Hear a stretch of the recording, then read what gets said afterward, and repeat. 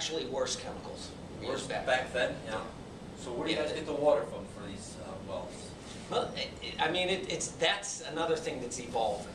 It's everywhere from river flow to ponds to lakes to, you know, outlets for sewage treatment plants and brown, you know, sort of gray water sources. They're also looking at possibly using runoff from coal mines and acid drainage runoff. A lot of different, and what from a water consumption perspective, a lot of the water that initially is taken is anything that comes back out of a well after stimulation. We're trying to reuse it, so we're minimizing the amount of new fresh water by reusing the water that's coming out of other wells. So that's the ultimate goal, to have this cycle. The interesting part about water is that there's a mass balance calculation where when you burn natural gas, one of the byproducts is water.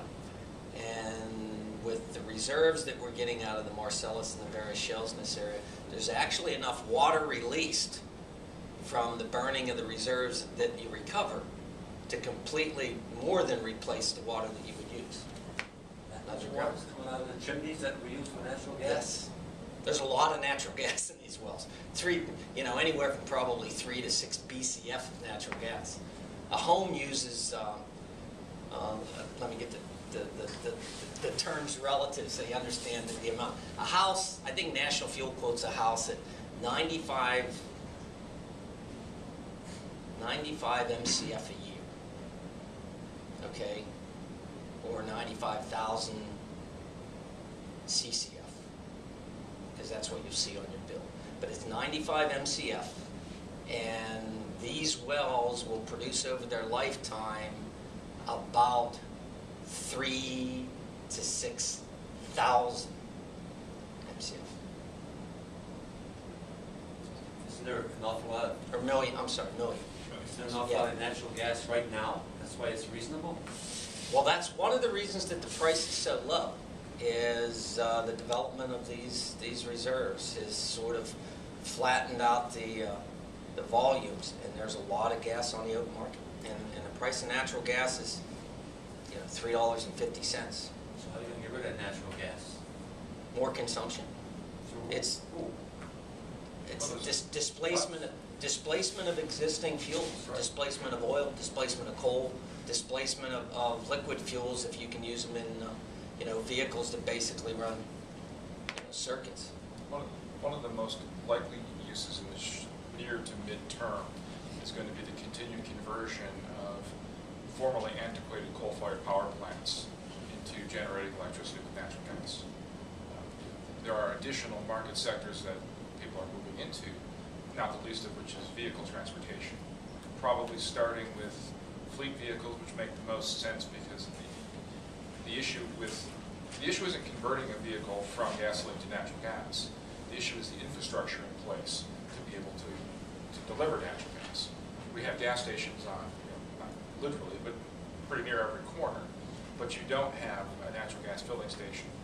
However, for instance, for a municipality, a town, it's very easy to take an existing distribution line and create a CNG tap site that makes it very economically viable for school buses, DOT trucks, etc., to be able to use one central filling location.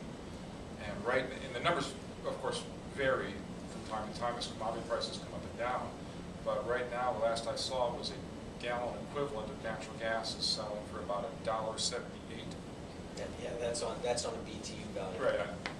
So it would be equivalent to a gallon of gasoline. Right. If you're trying to get if you were comparing to the $3.70 gasoline, you're $1.78 natural gas, and that's burner tip. That's after all the taxes, add-ons, everything. How come National Fuel shut down all their gas stations in like Tonawanda, with these buses and their DOT equipment for filling up there? Nobody wanted to use it. Buffalo had buses on it for a while, and it just shut it down. I wonder what the cause of that was. Does Buffalo still use natural gas buses? I don't think so. I think in Tonawanda the DOT stopped using it, and there's snow plows and stuff like that. You had a filling station at the Tonawanda Service Center, and that's down.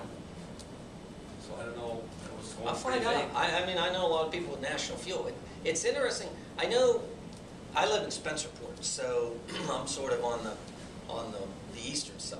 And RG&E has, I guess, at a lot of the DOT garages. And some of the DOT, not that many of their service vehicles, but a lot of their, just transportation vehicles, little cars you'll see have the NGV signs on the side, they run with them. And they all have CNG refueling stations. I know National Fuel